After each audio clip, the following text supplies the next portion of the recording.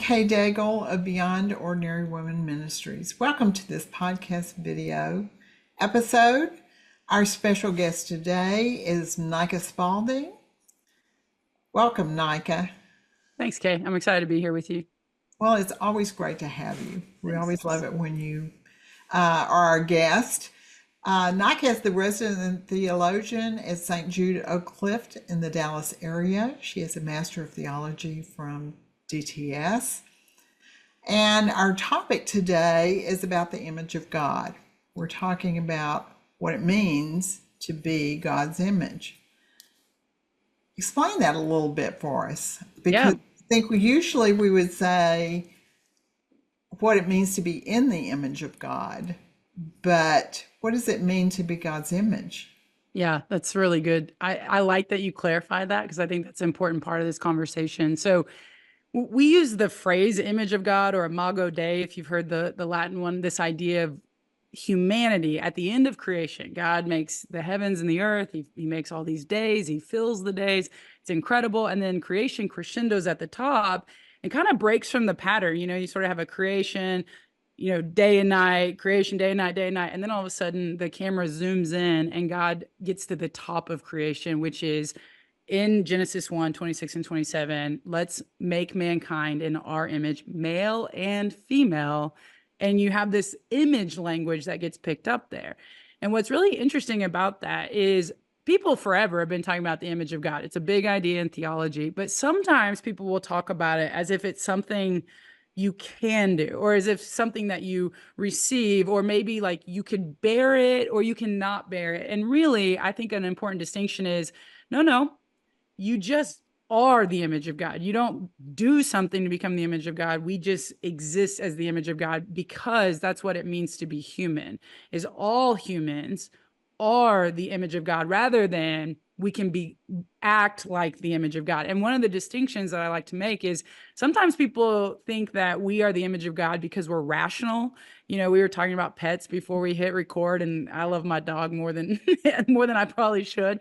But I have to accept at some point that humans are more important than my dog. I may not emotionally accept that, but I can intellectually accept that on some level.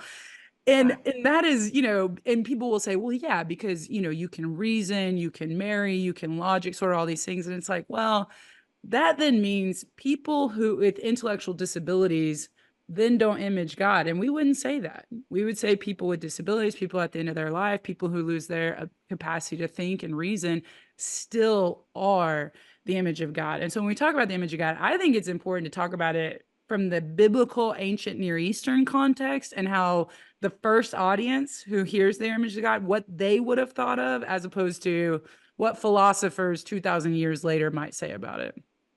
So, who was the first audience for this? Yeah. So I love this because when we think about Genesis, the story is in the beginning. But when you think about the first audience, it's really the people coming out of the Exodus. And so Moses writes the first 5 books, and we believe that he wrote them around the time. So if you think about it, the people have been recently enslaved by Egypt. They probably have been around foreign gods and foreign practices, and Moses rescues them. And the natural question is, who's this God that just rescued us? And Moses is like, I'm so glad you asked. And so the first part of Genesis 1 is this introduction to who God is and what God has created. And then he tells you, and by the way, I'm not only going to introduce you to who God is, but I'm going to introduce you to who you are in relation to God. And that's what Genesis 1 is doing. And so it's really a people who are coming out of oppression, who are going to go into the promised land as God has promised them. And they're asking and answering the question, who is God? Who am I? Who are others? And that is who it's written to. And I think that's really important because they have a different idea of what it means to be the image of God than I would. If I had never heard this and somebody said I was the image of God, I don't actually know what I would have thought of, but they would have had really concrete ideas based on the world that they live in.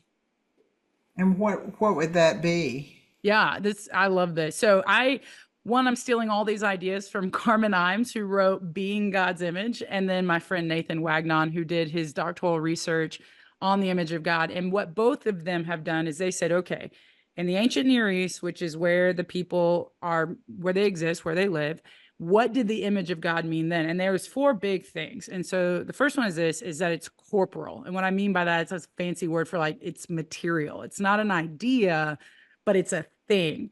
And so most of the time when you hear image of God in the ancient Near East, they're thinking of an actual statue of a God that is in a temple that's like made of something. And that statue is meant to reflect the glory of the God that it's representing.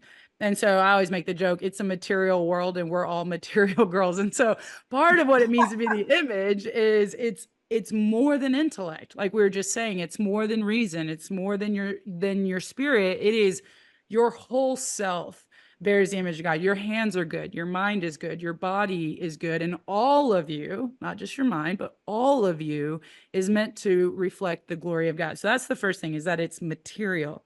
The second thing that would have been really interesting for them is when God says, we're going to make all of humanity our image, male and female, he democratizes the image of God. And where that's different is in the ancient world, either the image of God was an actual statue that represented the God, or it was just the king.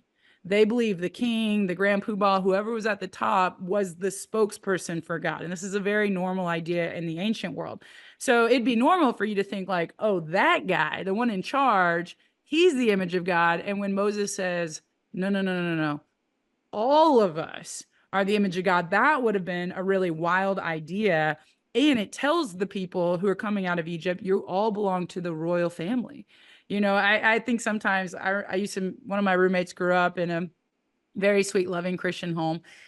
I did not grow up in that same environment. And so sometimes we like joke about how our childhoods are very different. And she told me she used to wear this shirt all the time in middle school that said, something like, be nice to me. I'm a daughter of a king, you know, therefore I'm a princess, or it's something to that effect.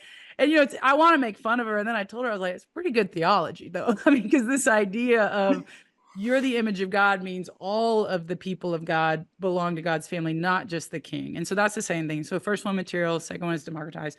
The third one is it's familial language. In other words, it's family language. One of the other places we see this image language is not just in Genesis 1, but in Genesis 5. It talks about after Adam and Eve have sinned, they've left the garden, and then Cain kills Abel. In chapter 5, the story moves forward and it talks about Adam has an image, Seth. And so it calls his own offspring the image of Adam. And this idea of its kinship, its family language that's connected to the image of God. And so God's not just saying, hey, you're a royal people, but he's also saying, and you're in my family. And that I think would have been really wild for the ancient Near Eastern Israelites to hear this, because there were stories in the ancient world of gods having family, but they were all gods. So the idea of a God having family of humans, that is a really beautiful and incredible idea. And then finally, the last thing is it's functional. So it's material, it's democratized, it's family, and then it's functional. You have a role to play. And so right after God tells them, you're my image, the image is supposed to do the work of God in the world. And he tells them, you're to rule and reign. And that's what, you know, when people talk about, I go back to my dog, right? As much as I love my dog, she's not supposed to rule my house. Now she does. We need to admit that no, I'm kidding. But humans were given the responsibility to reign over creation, to do what God would want, you know, as we say, do heaven, like, you know, on earth as it is in heaven type things. That's what an image bearer is supposed to do. An image being, not a bear, an image being. And so we have this, not only is it a beautiful privilege, but it would also have been a beautiful responsibility that the people of God would have understood as they're coming out of Egypt, that, hey, you have work to do. You're meant to do good in the world as the representative of God here on earth. And so that, when you think of that, that's a really beautiful, big, responsible way of thinking about what it is that we are still supposed to be doing, not just those in the ancient Near East. Do we see image of God verbiage anywhere else in the scripture? Yeah, I mean, I think this is where, right, Jesus comes and the most, you know, you have this incredible Colossians passage where it says he's the visible image of the invisible God, right? And you have this incredible moment where you go, if you want to know what God's like, look at Jesus. And that can go too far, right? Where people are kind of like, well, the Old Testament God is a little wonky and wild. I've read those stories of the flood and the conquest, but Jesus, tender, mild, Jesus in Colossians cuts right through that and says, no, no, no. He is the image of that. And yet then Jesus calls us to follow him and to do those very same things. And so this idea of image, it's taken from Genesis and it moves all the way through the biblical story as if to say, hey, this is a real responsibility that we all have. And when we're not sure how to do it, God sent himself to be the perfect representative for us. But the image of God is something that it's a really beautiful theme that gets pulled all the way through, and we see it most beautifully in Jesus, but we're not off the hook, right? He goes and he says, hey, do all the things that I've taught you to do, teach all the things I've taught you to teach. And I think that's really important in this understanding of being God's image, not bearing God's image. And I Right. think about, I taught on this recently and I said, okay, imagine, I live in a world where my family has always kind of, I've said this to you before, Kay, where we make strong women and kind men. So the idea that somebody would come to my family and say, hey, we think guys and gals are both important, we would have gone, well, yeah. I mean, that wouldn't have been, earth shattering to me. But I think about, Moses leading the people out of Egypt, and I try to imagine myself in the sandals of a 14-year-old Israelite girl. And, she lives in a patriarchal world. There's a pecking order: men, women, children, slaves. She's just been oppressed by Egypt. And I'm sure, that has a psychological effect upon you, that you don't think you're valuable and worthy. And she's been, they're not wealthy. They're an enslaved people that they're trusting God to provide their daily bread. I mean, they're not, Right. they're not, exactly, the elite that are heading into the promised land. And then here's Moses telling her, you matter, you belong to God, you're in God's family, and you have a role to play. And you also are part of that royal family. And I just think that message probably would have been hard uh to internalize. I think that is part of, what makes the image of God hard, is it almost seems too good to be true. And if it was too good to be true then, I still think there's probably many of us today who go, really, I'm the image of God? And I'm going, well, yeah, actually, I think that's really important for you to know about yourself. Yeah, and I was about to say, definitely that same problem is true today. Yeah. People just cannot fathom that. They can't accept it. They can't understand how that could possibly be true. Yeah.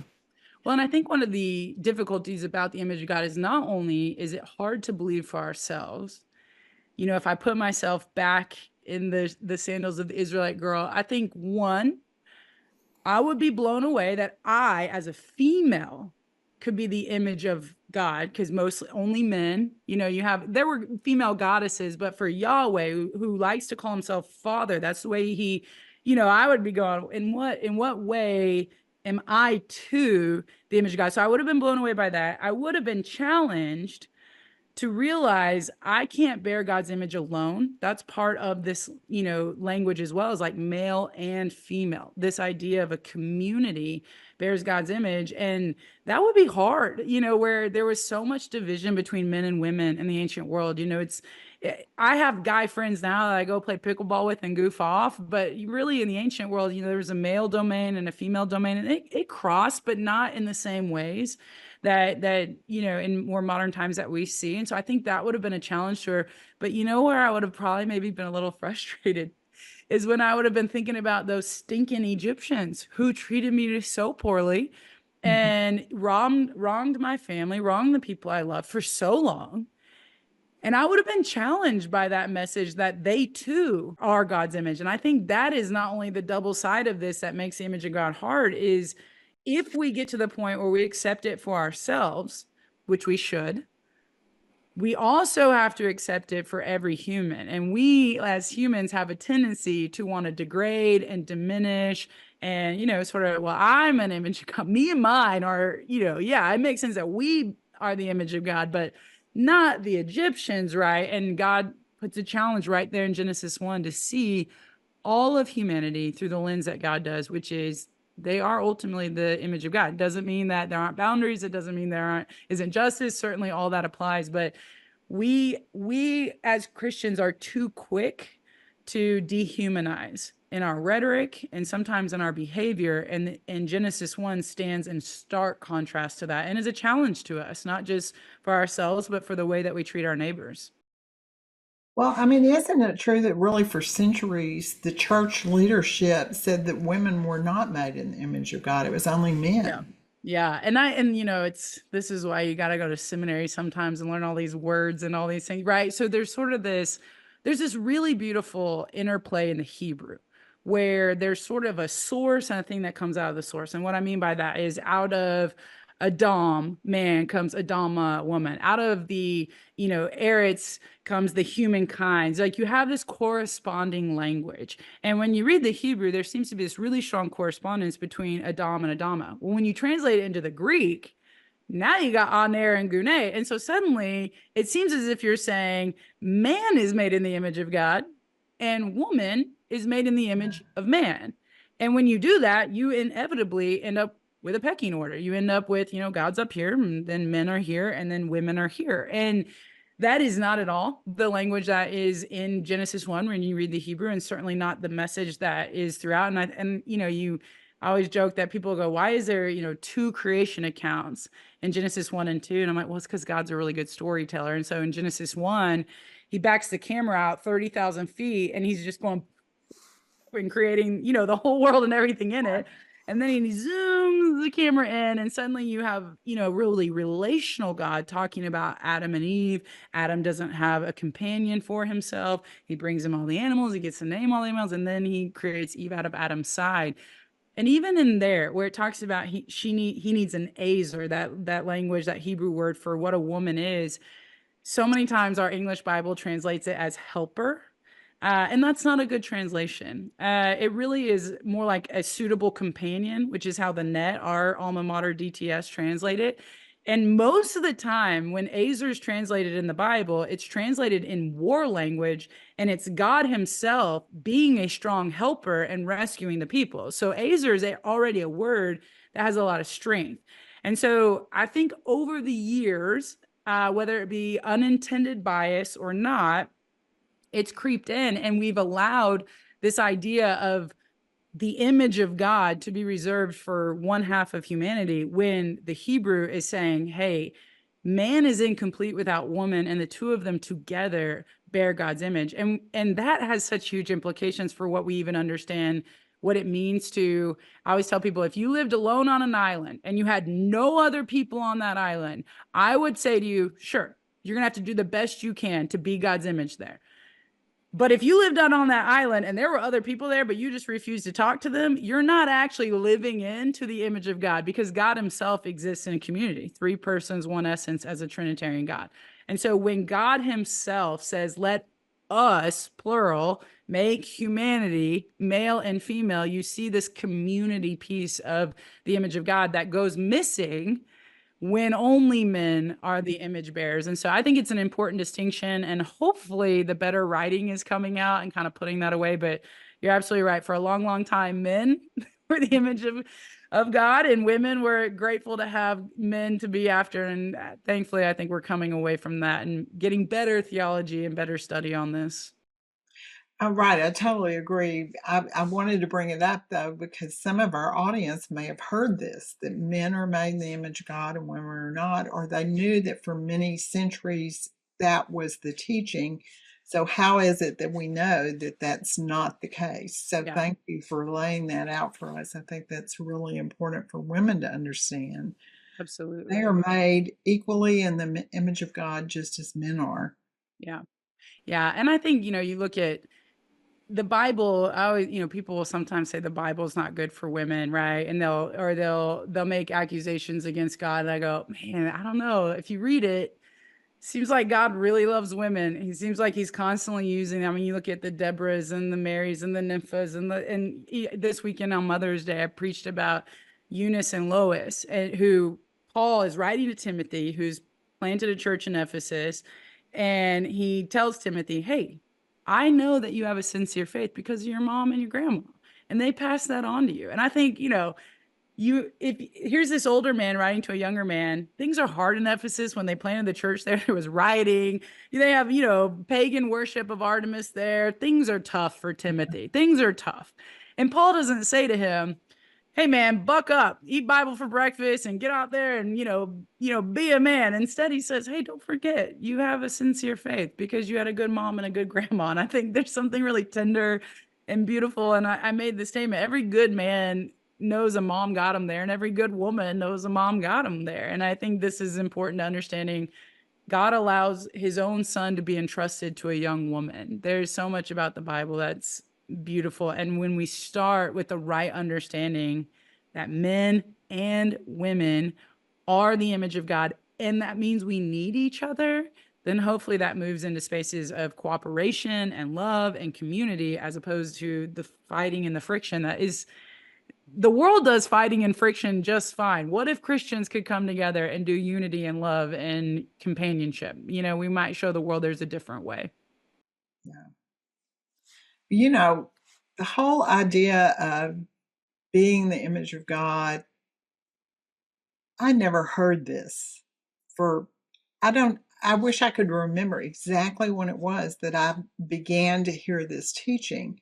I mean, I had gone through Genesis. I understood we were created originally in the image of God, but nobody talked about what that meant for us. It was just a fact out there. We're made in the image of God, but a fact that did not apply to me necessarily, did not mean anything to me as far as how I was to live. It's real interesting. I'm so happy that this has become just more common teaching, I suppose, that you hear this now a lot, that people remind us that we're made in the image of God, and so are all these other people that we don't necessarily like. Yeah. They're also made in the image of God, and we need to treat them as being made in the image of God. And it certainly has application to, as you said, people who have less mental capacity than the average person. It has so many ramifications. It was sad to me that I had never really heard any of this until I was probably 50 years old. And it's sad to me too, because it was actually one of the driving ideas in the early church movement. And so, I read a book by John Dickinson. It's called Bullies and Saints. And he rightfully takes some of the complaints about Christianity and says, you're right, that was not a good moment. But we also do have good moments. And it's a really beautiful book. And he talks about in the early, about 200s to 300s, it was so normal for infanticide in the Roman world. If you had a child and you couldn't afford it, you disposed of the baby by really throwing it out into the wild. And he had so many firsthand, primary source documents where people were just like, hey, and one was from a soldier to his wife. He said, hey, if it's a boy, I'll send you a little bit more money. If it's a girl, go ahead and toss her out. And it was Christians driven by this idea of the image of God saying, hold on, even babies, even children, even infants are worthy of protection and goodness, because in so many worlds, and even in some worlds today, children just don't have the full status. They're not protected in the same way that men or adults or, money makers are. And so there's massive implications. And I think we lost something along the way when we got rid of the image of God. And I am grateful that people are bringing it back. And I'm grateful that people are, because some of the ways that I was introduced to it, Kay, was, oh, you're the image of God because God is creative and you can be creative. And God is, powerful and you can be powerful. And I thought, well, what if I'm not powerful? Like, what if I don't have those abilities? Am I still the image of God if I end up in a coma? Am I still the image of God if I have a disability? And thankfully, people like Carmen Imes and other scholars have come along and said, we got to really think about this in a more holistic, whole life way. And the biblical context has been a real gift as people have studied the ancient Near East and they've gone, we've gotten this wrong. And if we get it right, that has huge implications for how we view ourselves and our own worth and dignity and how we view others' worth and dignity. So I think it's a really important concept for the church, and grateful that we get to talk about it for Beyond Ordinary Women. Because I think it should be a normal part of theological discussion in our churches. Absolutely. And I hear it far more frequently now, Yeah. than I did. And I'm really thankful for that. So what other applications are we to take away for today? If I am the image of God, what does that do? Yeah. So the first big one is you belong to the family of God. And we had a tough couple of weeks at our church. A young man passed away unexpectedly. And so on Mother's Day, knowing that his mom would be there, I said, we need moms, but we also need mamas. And I talked about in the Bible, there's what we call fictive kinship, and this idea of you're not just your family is the family, but the family of God you belong to. And I made the point, I believe that God, understanding that family was everything in the ancient world, said, look, families can fail. People can fail. Dads can fail. Life is cruel. You can lose people. So when you belong to me, you belong to a bigger family. And I'm sure everyone listening can think of people in their lives who have been like moms, who have been like dads, who have been spiritual brothers and spiritual sisters to them. And so that's one of the things is when you understand that you are the image of God, then you understand you belong to a big spiritual family, which is a comfort. If your family hasn't been great, and even if your family's been great, it's a responsibility to go out and be somebody's spiritual mom and daughter and sister and care and love for them. And so I think we have to take that seriously, that we belong to the family of God. And I made the comment, sometimes this looks like all the moms in our body took care of the reception, because the mom who lost her son was hurting. She couldn't do the reception. And that's what it looks like when you belong to the family of God. You step up and you care and you love when times are hard. And so I think that's the first one. I think the second one is we bear the responsibility of bringing heaven to earth. That idea of we are called to rule and reign. We didn't lose that when we forfeited Eden. I think sometimes maybe we go, well, we ate the apple and we're out. And I go, no, no, no, no, no. The idea of even the Proverbs talk about this, that where we bring wisdom, it's as if we're bringing Eden to the world, right? The idea is we're still supposed to be God's representatives here, which means we're to do the work of God's kingdom, the work of goodness, the work of love, the work of justice, the work of mercy, all of these things that God, if you don't know what they are, I would say read the Sermon on the Mount and just do whatever Jesus told you to do, Absolutely. Yeah. And Yes. so I'd say start there, read those 3 chapters of the Bible, 5, 6, 7 of Matthew, and you'll be set. And then keep reading because you'll find out there's amazing things to do. But that is an important thing, that no one's off the hook. Yes, it's a privilege to belong to God's family. It's a beautiful gift, but it is also a responsibility. And I think one that we have to take seriously. And then finally, I would just say, there's no getting around it. We've talked about it. You have to treat everyone with worth and dignity. You just do. And I think one of the ways that I don't know a lot of Christians who go around just beating people up, right? I don't know, it has happened in our history, but the average person listening to this podcast is probably not in danger of causing any physical harm. But I think we're all in danger if we really check our rhetoric, that we can sometimes use language that's dehumanizing, that we can use language that is not fitting of those who, you can disagree with people, you can call people out for the wrongs that they've done, you can be just. But sometimes the name calling, the gossip about them, some of these things, I just think, that's not how we would talk if we really took seriously that person is worthy of dignity and honor. It may not be, they may not be acting like it. They may not be somebody that you need close to you in your life. They may, but we don't return hate with hate. We return hate with love, or at least distance. And I think sometimes, especially in our politics, or maybe even in our, I always joke, like, when you watch sports, you're just like, I hate that guy. And you think, okay, hopefully you don't talk like that in real life, or I always tell people, you always know if you're too caught up in sports when someone gets injured and you think good, and you go, wait a minute, That's a real person. I shouldn't actually celebrate that. And so I think there are just times maybe we should consider our online speech, how we talk about people when they're not in the room, and maybe the ways that we talk about, when it comes to those hot button issues in life where there's, people of a different race or of different political persuasion or whatever. We use terms and phrases that I think we need to put away if we're going to be serious about the image of God. And I think that often we categorize people because of some of those things. Yeah. And it enables us to sort of distance ourselves from any of those or any of those problems.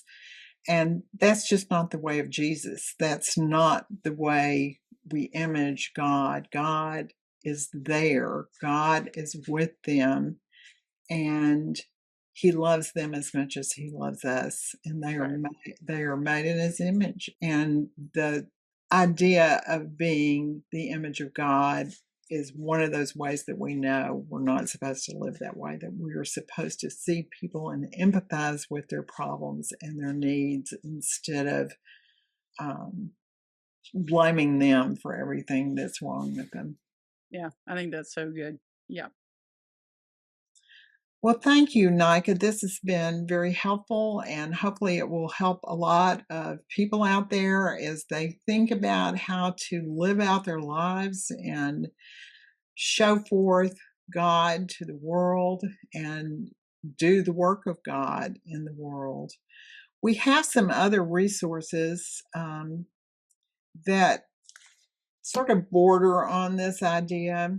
A year ago, I took a trip to the border and I talked about that and seeing those people who are coming in as people instead of just numbers and a problem. And that is called Learning to Love Our Neighbors.